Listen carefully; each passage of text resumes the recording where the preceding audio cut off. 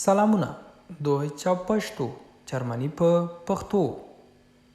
څنګه کولای سو چې موږ تاسو په الماني ژبه کې ووایو چې د کال نن زما د وینځلو د لباس د وینځلو ورځ ده او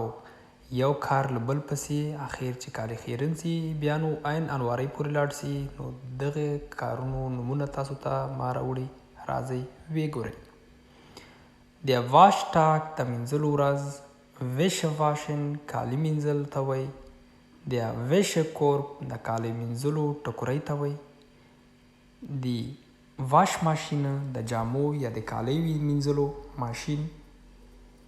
Die Wäschetrockner د جامو وچولو ماشین Die Handwäsche په لاس مینځل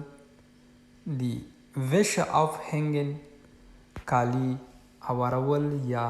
زړول چې کالي وچ سي Das Waschmittel د مینځلو صابون یا پوډر Das Bügeleisen O2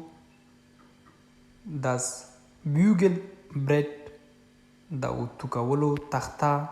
لباس چې پیاوری بیا اوتو کوي Zusammenfalten کاتول Kleidung